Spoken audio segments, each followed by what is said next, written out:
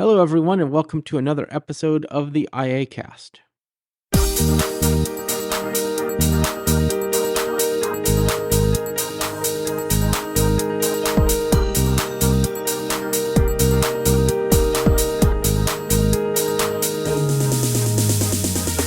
All right, back with me today, I'm Michael Dowies, and we have Taylor Arndt. Hi, Taylor.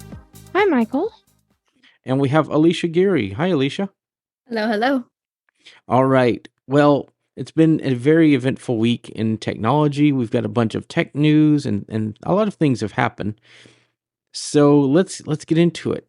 Google had their event this time, and we got Pixels. We got new devices and new watches. And we have three topics today, but I want to start with that one. So let's get into it. So we got new Pixel watches. Well, first off, did you guys watch the event? I watched part of it, and then I had to go to a client meeting. I didn't.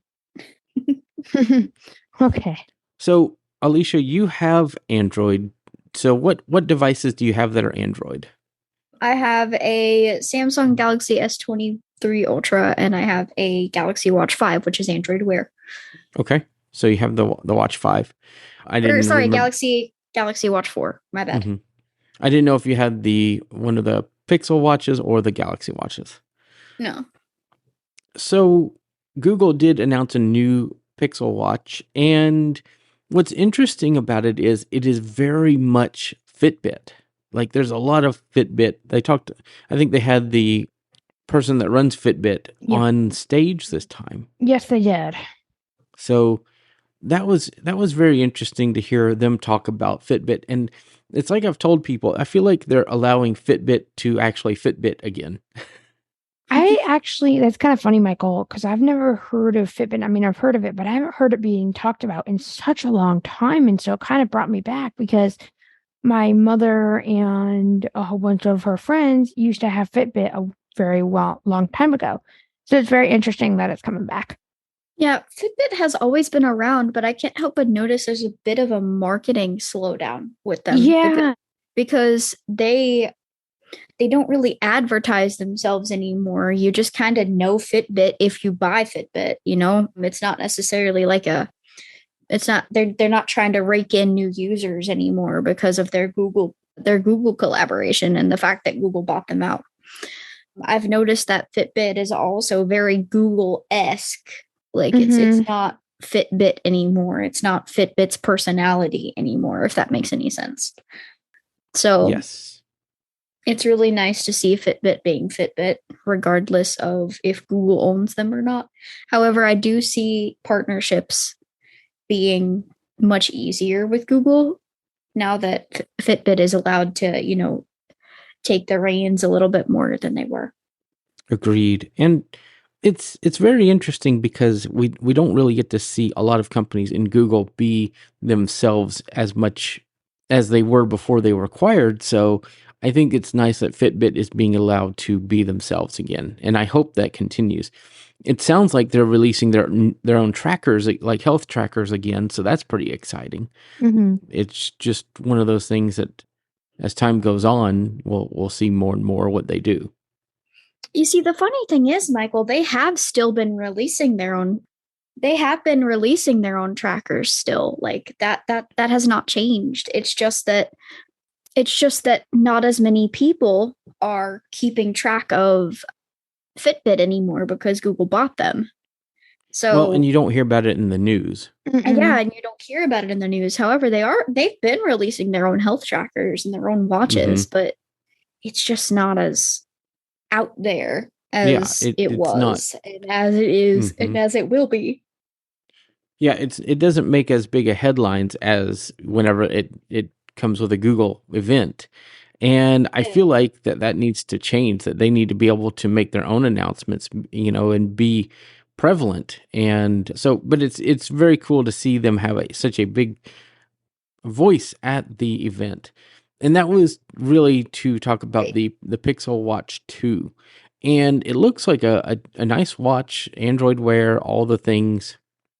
I didn't get the pricing, but that's what I was going to ask you. They look like nice watches. I'm still going to stick with my Apple Watch. Of personally, course, yeah. But for Android people, it'd be nice to have. Yeah. The funny thing is, a lot of people forget that Android Wear still syncs well with iOS. It does. It doesn't sync as well, but it still syncs very well. And it allows you to use Google Assistant in places that you wouldn't normally use Google Assistant.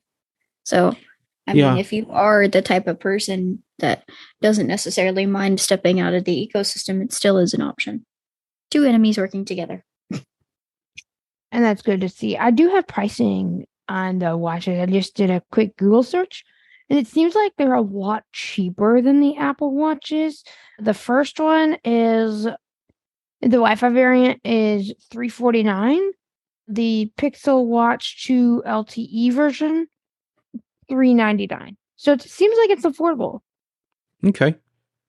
Yeah, and I can't help but notice with Apple, you are kind of paying the Apple tax because I'm looking into prices for Apple Watches because I have to replace my Galaxy Watch. I don't really think the Galaxy Watch really works very well with Apple devices, but I was looking into, and even like the lowest level model is like $599 with Apple Care. Almost. With Apple Care, yeah. The Apple Watch SE is cheaper, I believe. I think it's $350. It doesn't have everything I want. Right. But it is an option for a it doesn't have watch.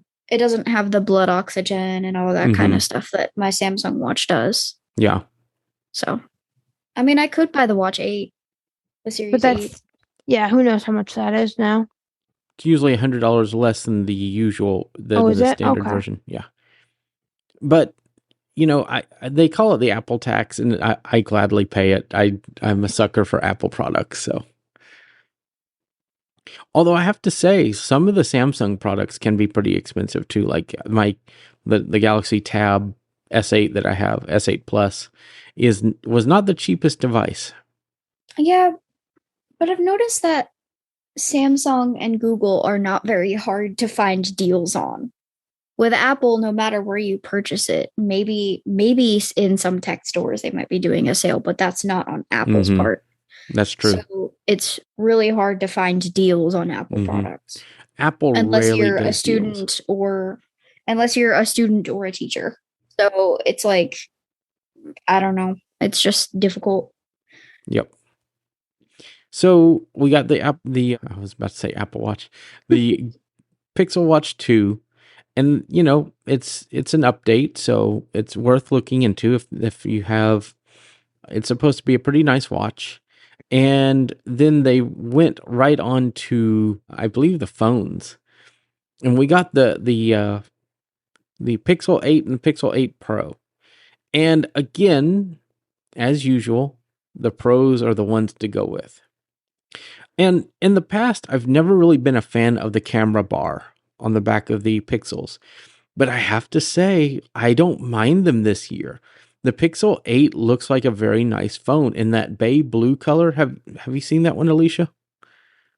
Yeah, it's really nice. It's a very nice shade of blue on a Pro phone. I'm totally down with that. And they have the new Tensor G3, I think they called it, chip, which is pretty nice. Interestingly, with Google, they have okay camera technology, but most of what they do is software related. And they showed off some features, and you can go and watch. MKBHD did a review of all these features, and you could go and see how they work, but it's mostly software. So what are y'all's views on this? Do you think that a phone should be based more on software or hardware? I don't really think it matters as long as the two work together and complement each other, and they work very well. I have to agree with Alicia. I think, companies have their different strengths, and some people may prefer, well, I just don't want the latest hardware, but if I can get the best software in the industry, I'll pick that.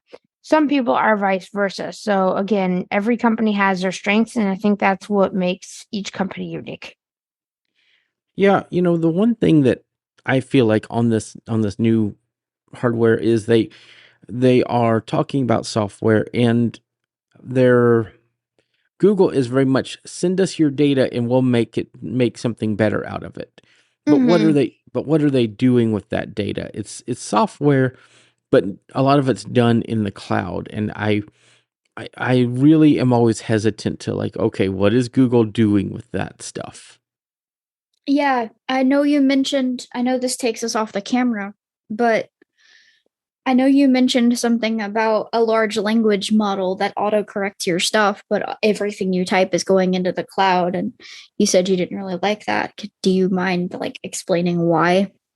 Sure. So what Alicia is talking about is the new Gboard, the Google keyboard, has autocorrect. So as you're typing, it's sending what you're typing into the cloud up to Google servers to use AI to make better predictions using a large language model, kind of like ChatGPT or Bard, and then sends back suggestions to correct those.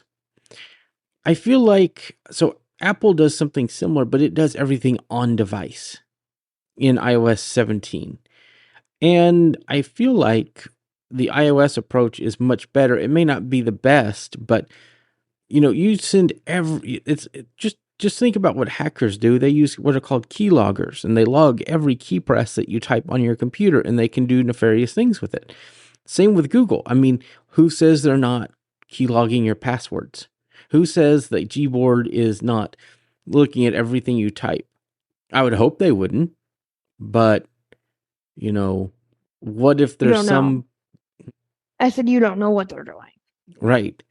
And so everything that you type is going up to the cloud to be processed, sifted through, and everything else, kind of like your email at Gmail. And so remember, Google, we are their product. We are not their customer. Okay. Yeah. Good point.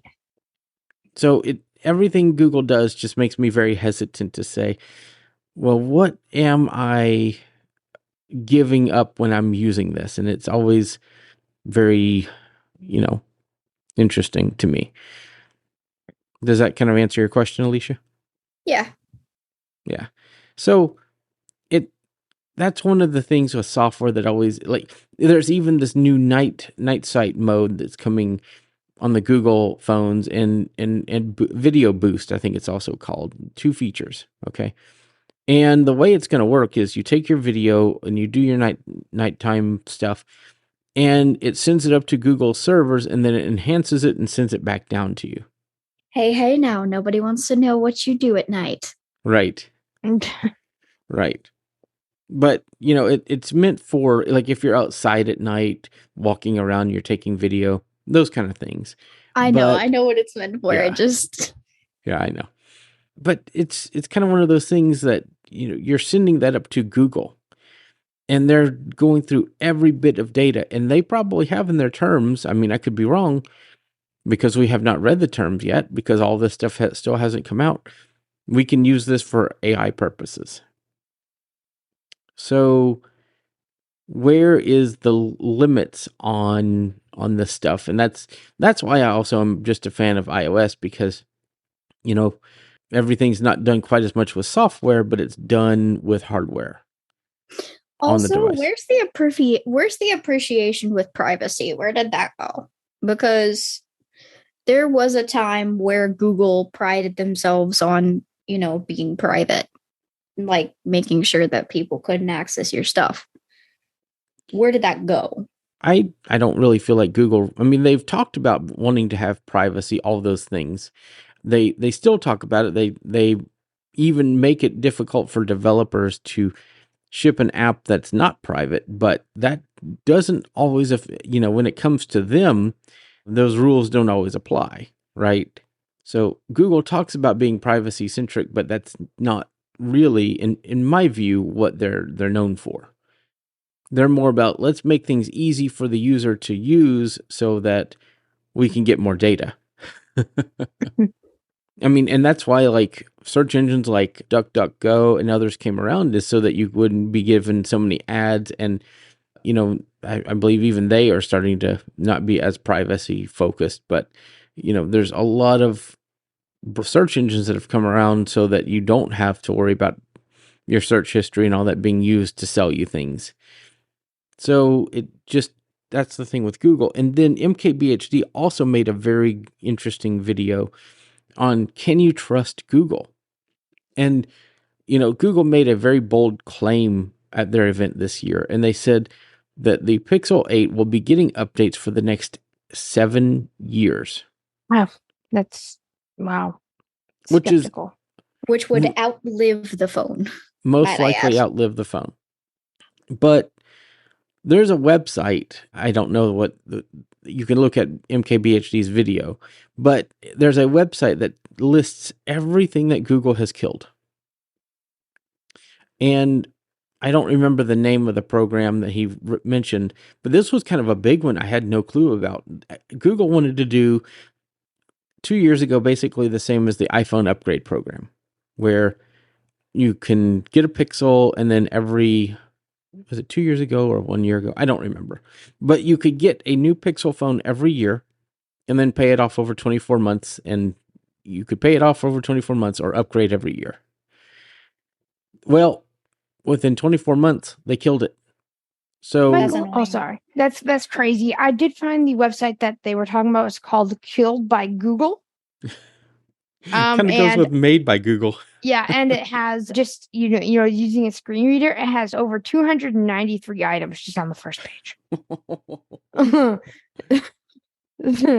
Jamboard was the most recent casualty. Jamboard? Yeah. Oh, they still have the app. Oh. Mm-hmm.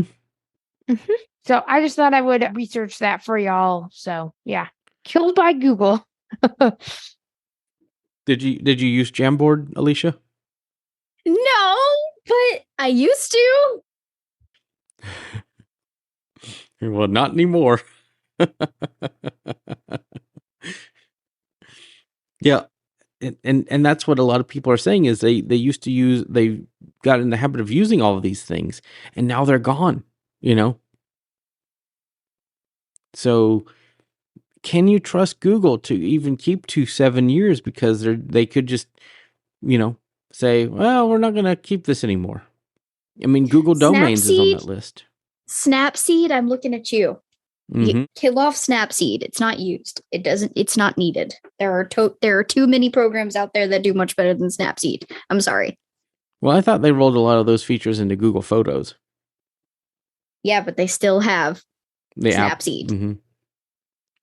So it's kind of one of those things that Google just kills off nearly as many products as they start. So yeah, it's like, why do you keep killing off these things? If there's so many things that have already been killed. Like, at least in my view, I can't trust Google. Yeah, Stadia. Mm-hmm. We have Google Duo. I have a whole list of them on my screen right now. Google Allo, Google Domains.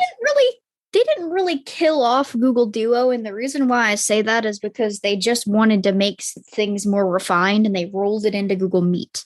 Well, I kind of like that better, honestly. Well, they technically killed it off because it is no longer a thing. It became Google Meet.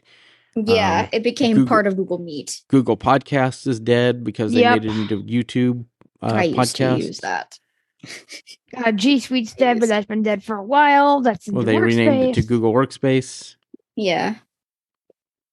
So this went from talking about the Made by Google event to talking about everything cool that they've killed off. Well, I mean that's part of it is Google Allo just kind of became Google Chat, but I think Google Allo was honestly cooler than Google Chat. Yes. Add some things from Google Allo, and then I think Google Chat would be better. Yeah. But that's one of the things with all of these products is what is going to last, what's not. Is the Pixel 8 going to last all of this time, the 7 years? I think it will. Yeah. I'm skeptical. And I mean, they could decide to kill Android. I mean, I don't think they ever will, but... No, I don't either, but... that's their biggest moneymaker. They wouldn't dare. Actually, that is not their biggest moneymaker. No, it's not. Well, it may not be their biggest moneymaker, but it gets them more data. Search is their biggest moneymaker and their biggest data. Yeah. But all of that comes from Android. Like, if you really think about it, actually, a lot comes from iOS. Okay, but if you really think about it, well, I mean, yeah, because Apple pays like really big money to make sure that Google is able to use Safari. No, reverse. Reverse. Okay, well, anyways.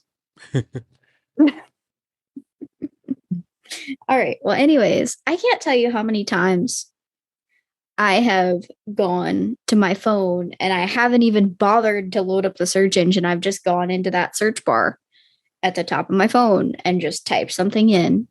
And it took like 2 seconds. You know, like that's gotta be something. And all Google products are automatically installed on every Android device. YouTube included, search included, Chrome included, everything included, all things included, except for maybe Google Docs, Sheets, and Slides. As long as they're Google Play certified. Yes, exactly. Like, you won't see the Google service or Google apps on like a Kindle Fire. Yeah, right. But you know, it's the quickest, easiest access for everyone to be able to use all of their services and give more data, get more data, things like that. So if they killed off Android, where would they go then? Right. Well, again, I think Google, and it's interesting because there's actually a very big trial going on about Google's monopoly on search. And that could be a whole nother conversation, but it's just interesting just to see where Google is in when they make promises compared to a few years down the road if they keep those promises. So we'll just have to see, and we'll keep people updated. But these new Pixel phones, like I always tell people my favorite Pixel was the Pixel 3. And I haven't really cared for many of the designs since the 3 models came out. And this one genuinely looks nice. I actually like the design. So my next Android phone, I really have liked Samsung, but it might be a Pixel. I try to have both iOS and Android just because I like to keep up to date. Well, I'm an app developer. I need to test on Android. That's kind of a given. But I also like to keep up to date on how things work between the different operating systems as well.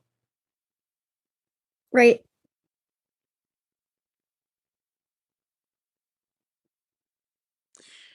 Okay, so I guess the next thing... Oh, there is one other device that they did announce, and that's the Pixel Buds 2. Yes. And those look pretty nice. They have more AI. They have clearer call quality, things like that. And they've reduced the latency. And they even cited gaming for that. So that's going to be interesting. Let me be real with you. I don't really think people like the Pixel Buds 1. There was not very many good reviews on the Pixel Buds 1. No. Yeah. I mean, they sounded okay. I didn't play with them for very long, but I thought they sounded okay. Yeah, they sound okay. I mean, I used them when I was in class, but they don't sound great. They're just, they're just your standard earbuds, but they try to be Google branded. Well, that's kind of what I think. I think they sound good, but they're meant to work with Android, and they're supposed to kind of be the competitor to the AirPods. And I think they do a lot of AI, try to do a lot of AI with them. So I think that's kind of where, they try to push those. They try to push everything with AI at Google. That's kind of their thing. You see, I kind of feel like they with the Google Pixel Buds, I feel like they tried too hard in some areas and didn't try hard enough in others. Well, and I kind of feel like that with a lot of earbud, Bluetooth earbud manufacturers. And none of those areas I'm talking about include sound. I'm talking about like the operation of them and how they work and the AI going into them and things like that. I feel like they tried too hard in some areas and not hard enough in others. The sound was one of those areas that they didn't try hard enough in. Well, the Pros, from what I remember, they sounded pretty good. They sounded decent. The Pixel Buds Pro. but I don't know about the like phone calls and all that kind of stuff. So they announced the three products. That kind of like Apple, they did three products at that event. They talked about the magnifier or the features for people with low vision or that are blind for what do they call that? The whatever frame where it would help you get lined up for a selfie or for pictures, things like that at the event. And that, I mean, that was neat, but Apple's been doing that for a little while. yeah, but Apple sometimes, by the time it says face centered, it's already like moved. Okay, so this is more stable. I think Google's may be slightly more stable because they're using some of the same technology that's in Lookout, which, quite frankly, is one of the best reasons to have an Android phone. That is an amazing app, in my opinion. And it's free. It is free. Kind of like Seeing AI and others are free on iPhone, but I feel like Lookout does a really good job if you're walking around to tell you what you're, coming up to and things like that. So, but I just feel like it's a nice phone, and I feel like it's going to just see if it stands the test of time. One thing I do like, though, is some of the new assistant features that's coming on that phone. And one of those is the new call screening features, where the Google Assistant can answer with a human sounding voice and say, that it's answering for somebody. And That's where would been you around like to? forever. That's been around forever. Not that like this is Not old. this. They've duplex, updated it. Yes, but they've added a lot more features to it. It's a fully redesigned version of this. So, Oh, wow. yeah. And so it can answer like a UPS call, and the person's like, I'm here with a package for so and so, and it said, okay, let me get a hold of them and see what they would like to do. And then it waited. The person said okay, and then it waited for a minute, and it said, they told me to tell you to put it on the porch, and that's pretty cool. Did the Google literally ask the person? Yes, I think an alert comes up on their Android phone that says this is a UPS driver that just called you. Where would you like them to put the package? And then they responded with the porch. Text or however they responded and sent it back. It responds. The assistant responds with its voice. There's videos online where you can actually hear this happen. It's really neat. I'm gonna have to check that. I mean, okay, I just wish Android or Apple would do the same thing. Man, that would simplify my life. Do you guys remember whenever there was a video, probably at like Google I/O or something, but the Google Assistant was using a very human voice to book a haircut appointment for someone? Yes. When is that gonna happen? and to me, it's I don't know that they rolled that out to everybody, but it does. This sounds even more natural. It's very interesting. But I wonder if the business has to activate the Google Duplex. I think it's called. No, the user does. Google Duplex? That's what it's called. It's crazy. This is the only thing I've remembered at Google events. Okay. I don't really remember things at Google events. I only remember things that will literally help me automate my life. And that's one of them. And these are only available on Pixel phones. Oh, I know. That's sad. Dang it. I know. But one thing that's not is new Google Assistant features. And the feature I'm talking about is called Assistant with Bard. Yeah. So they're going to be...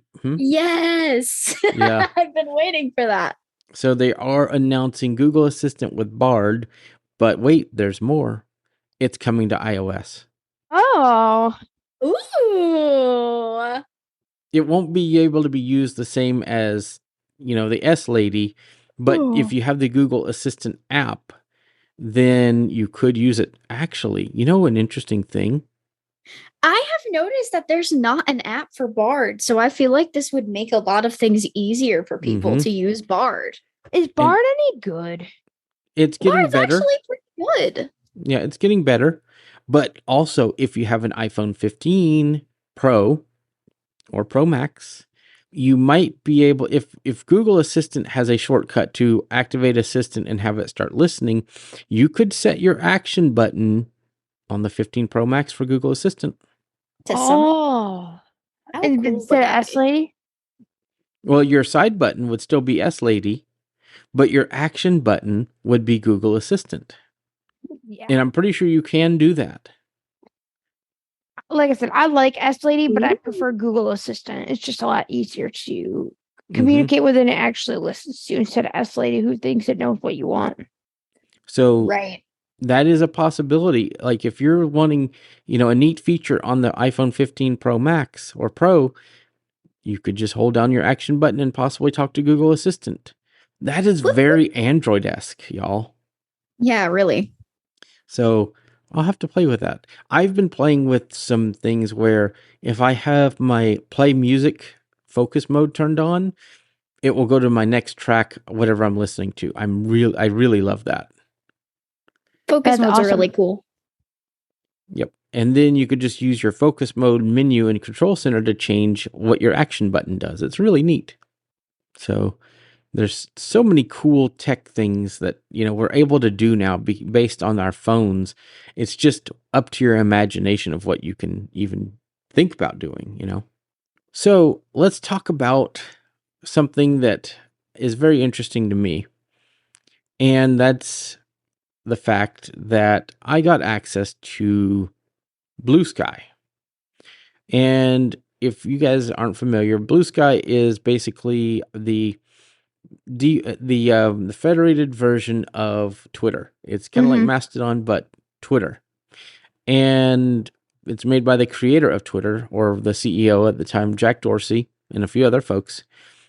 And it's really has the potential to be a very neat platform. I think it's really cool. The issue that it has is nobody's on it. Nobody But I is think there. that's with purpose. Yes. I was telling you that I think that's with purpose because they don't know how it's going to do quite yet. So they're slowly releasing it out to people. And by slowly, I mean very slowly. Come on, Bluesky. But there's nobody on it because they don't want a bunch of people on it right now. And I feel like whenever it rolls out to the public, it will be much more popular considering what Uncle Elon is doing with Twitter. I'm sorry, X. Well, I don't think that it's going to be. I don't think it's going to be Twitter levels of popular, and the reason is, for one, people have already been talking about the culture on Bluesky, and because of that, the people have already kind of made their own assumptions and thoughts about Bluesky. There's, and that kind of happens with Mastodon, all the others. Mastodon is a little more of a natural, anybody can join it, but everybody always says Mastodon's hard, so we don't want to mess with it. Yeah, right. I was one of those people. Remember, it took me like 2 hours to get my account migrated over to techopolis.social. Well, and I think a lot of people are not having to migrate accounts, but even then, it's still difficult. It's knowing where to sign up, what you should do, and things like that. It's kind of interesting, though, if you really think about it, because Reddit is very similar. You have one account, but you have hundreds of subreddits, and it's like, well, where should I post this? Where should I talk? Reddit's hard for me to even grasp. So I think Mastodon would be too if I didn't have like Michael and others. But I also like Reddit. I post on there a lot. Do you? And I post in a lot of subreddits. Yes. See, I've always been meaning to try out Reddit until they pulled their shenanigans like Elon did with Twitter. And now I'm not too interested in messing with it. But yeah, that's a whole other thing because I think social media is just going down. Like, I don't know. Well, that's a whole other topic. I think people are figuring out where they want to be.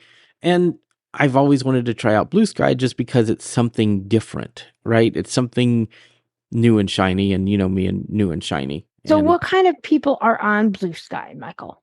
So there are a lot of people that are into tech, but I've seen it's a lot of people that like to talk about Blue Sky, but also a lot of authors, a lot of very famous people are there because obviously they know people that know people that know people, so they get invite codes.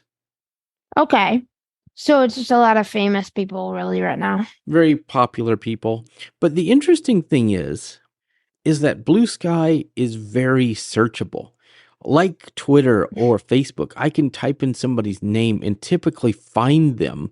Whereas on Mastodon and other places, I need to kind of know their username or somebody that's talked about that person on Mastodon. So the discoverability is quite nice, and they do have text search, which Mastodon's just now rolling out.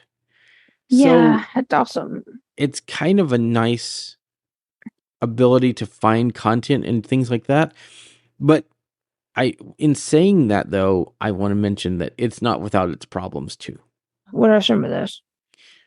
So the app is buggy, and I could go go to the top menu and view my profile, and it hasn't updated. And then I go to the profile tab, and it has different information. So I have a hypothetical for you. Okay. And I've been pondering this.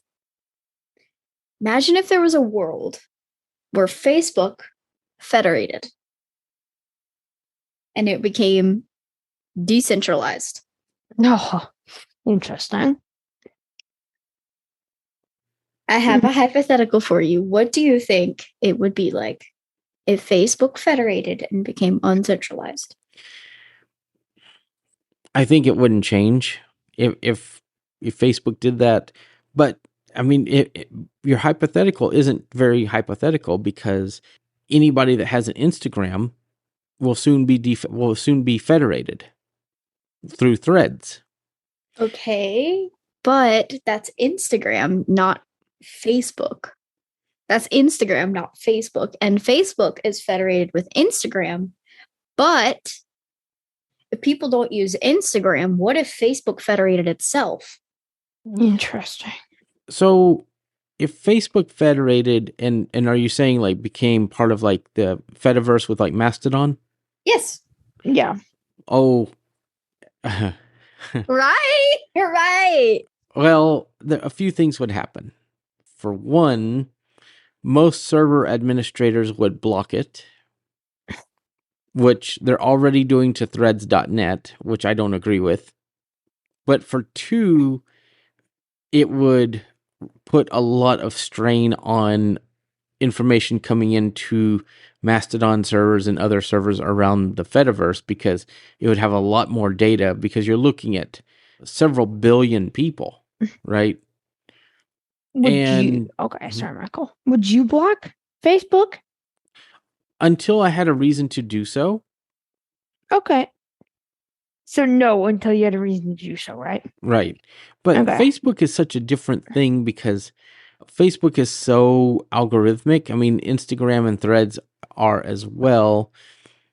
But the way they work is like the way Facebook works is so different. Like there's no such thing as like a page on Mastodon or things like that. It's just all accounts, which is why Instagram does so well as Threads. But it's, it's kind of interesting because Instagram has more users. I thought I heard like 1 billion users or something crazy like that. Because within the first week, they had over 100 million users on Threads. That's a lot of people. That's like 1/3 the size of Twitter in a week.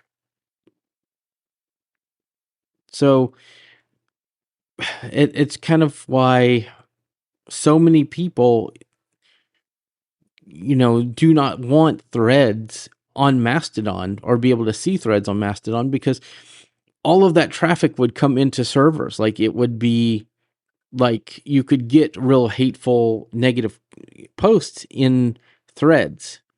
And I think that, or in Mastodon, Mastodon has always been well known as, you follow a certain rules in the Fediverse. Well, you would have people promoting, you'd have businesses, you'd have all these things. Here in Austin, it's kind of interesting. We have a a highway. And I'll get to the point in just a second here. We have a highway where only regular traffic can drive on that highway. So cars, vans, SUVs, minivans, pickup trucks. No 18-wheelers. Because they don't want to add more congestion on that highway that's inside of town. So they either have to take the other interstate coming into town, or they have to find another route around town instead of going down that highway. Mastodon is kind of like that. Mastodon is, they want the individuals, they want the small businesses, they want the, that's kind of how Mastodon was built, so it wouldn't be algorithmic and go too close to capitalism and ad-based promotions. But that's also its downfall too, right? So it's if Facebook federated and decentralized, I think that most of Mastodon and the Fediverse would really have some things to say, and it would not be a positive experience. I personally would like it because, man, if I could just be Mike Doey's at techopolis.social everywhere and anywhere, That'd be awesome. I'd be so happy.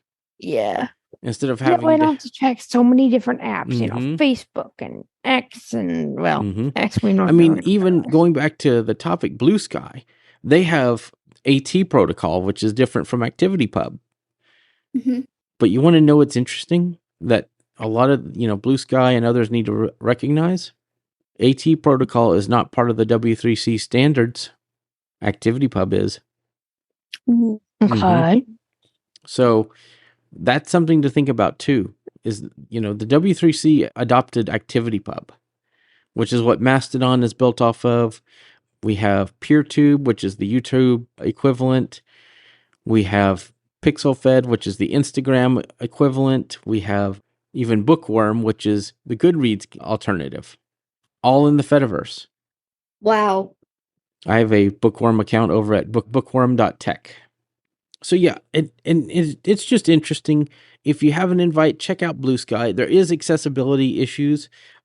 There is an iOS app alternative called Graysky. It's in test flight right now, and it's an accessible version of Bluesky. And interestingly, there's also a kind of a server that you can add to the Mona app called Skybridge. What is it? What's the URL? Skybridge.fly.dev. And it lets you add your Bluesky account to Mona. It's really neat. It's a very interesting system. I've followed 63 people. I have 7 followers over there currently at the time of recording. So it's very interesting. So I think it'll be, and you only have a 300 character limit, which is less than the Mastodon 500. So it's pretty interesting. Do you guys have any final comments before we move on to the last topic for today? Nope. All right. I don't think so. Cool. Okay. So I want to talk about the thing that Michael Babcock made me buy. And it's probably your pick for the week. I don't know. It might be. It very well might be. I haven't, and to be honest, I haven't picked a pick so far. Me either. We'll see what happens. I might flip a coin if I come up with something else in my head. Pick something random. Kind of leave some suspense for the end. All right, so the thing that Michael B got me to buy is a replacement to the backbone of our radio station's infrastructure. Now, when I say that, don't worry, IACast radio will stay around. It's not going anywhere. Just relax. It's all good. But we will be replacing the radio station in a week or so. And we might even do it sooner, and you just won't even know. But with this new system, it'll be a little more expensive, but we'll be able to put our schedule of events on a web page, which is so cool. So if you ever want to know our schedule, you'll be able to go to the iacast.net webpage and look at it. Imagine that, you know. So we'll have that. We may have a better echo skill. We will have all new ways to listen to the radio station, and things like that might be a little clearer. And it's very exciting. It's very, very exciting. It'll be easier for us to upload media because right now we're kind of behind on the radio station, and that's my fault. I just haven't been thinking to upload files because it's quite the process to do that. Now we just upload them, or we when we do post-production, they'll get uploaded to the radio station. That is so amazing. It's like set it and forget it. But even more, we have DJs, so people could come in and even like do shows and talk about the podcast that they're on before they even play the podcast, which I think is totally cool. And we can do news talk. They even have a partnership with podcast.co, which we don't use, but it's kind of neat because you can take your news talk and upload it to there, or Mixcloud or other places.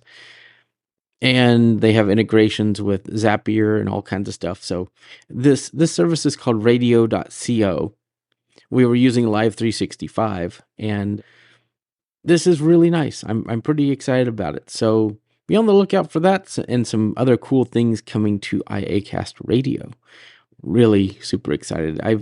I need to finish editing a podcast today and posting it, and that's going to be the iCast. But he told me about this morning. I said, oh, I've got to go look at this. Because we've been quite limited on how we can schedule content and do things on the radio, and this fixes that. So it's very, very exciting.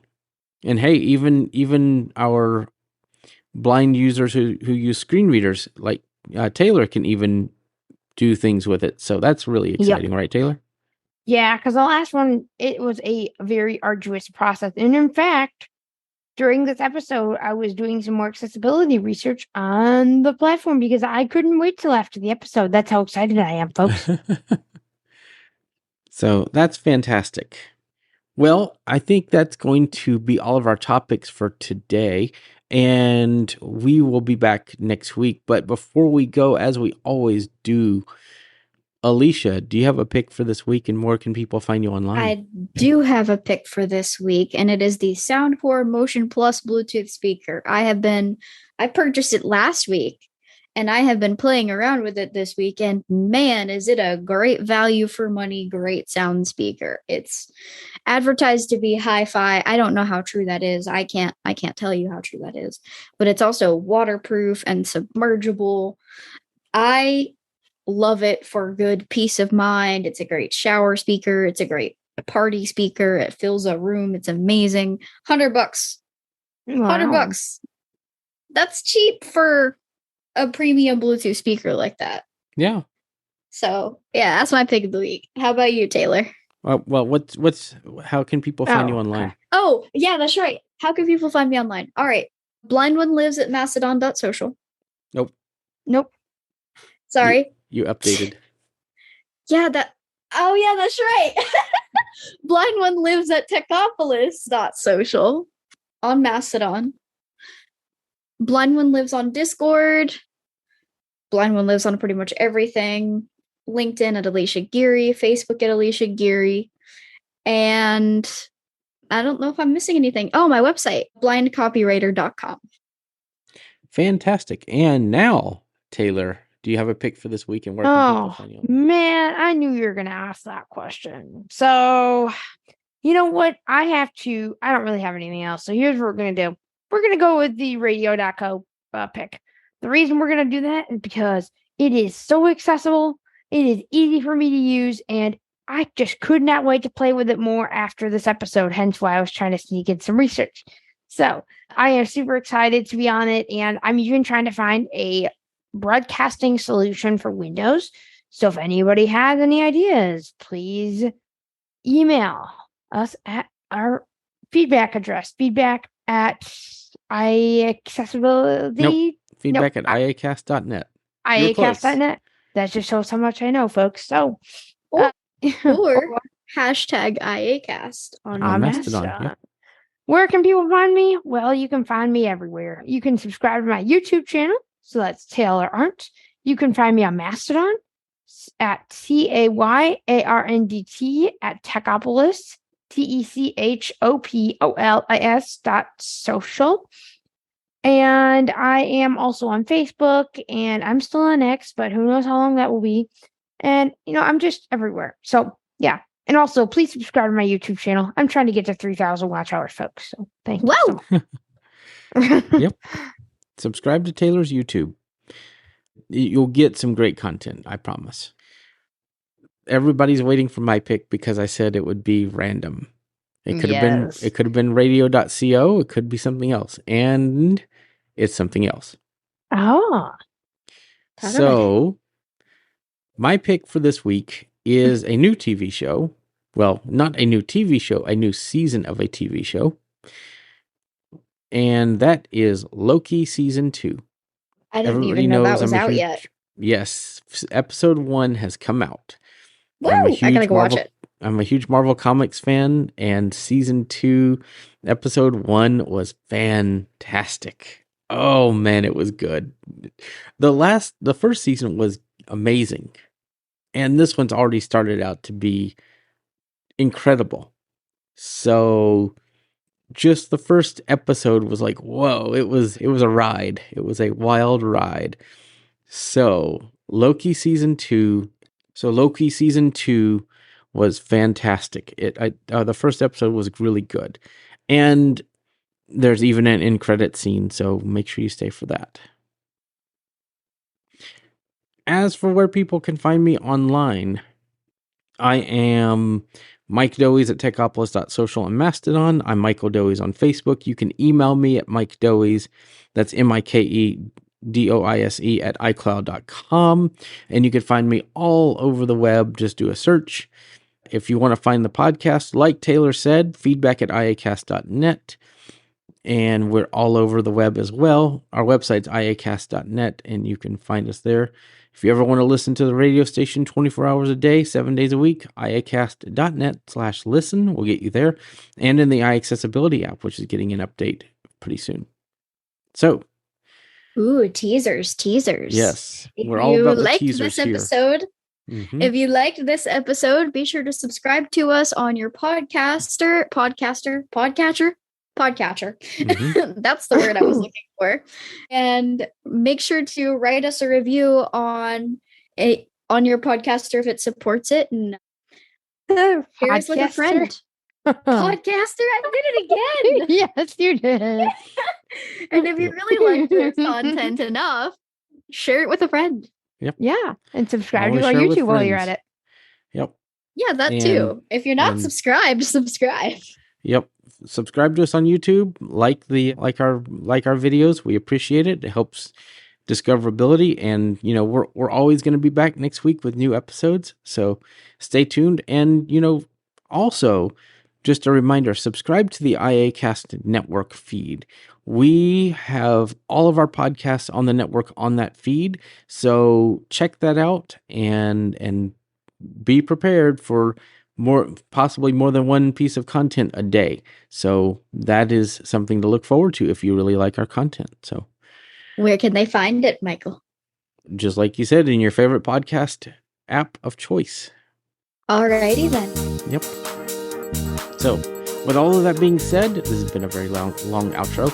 Thank you everyone for being here, and we will see you on the next IACast. Bye everyone. Bye. Thank you for tuning in to the IACast. We hope you enjoyed the show and found the conversation to be insightful and informative. If you have any feedback or comments, we'd love to hear from you. Please send us an email at feedback@iacast.net. You can also follow us on Twitter at IACast Network to stay informed about new episodes and other updates. Don't forget to check out more great podcasts on the IACast Network, iacast.net. Thanks for listening, and we'll see you again soon.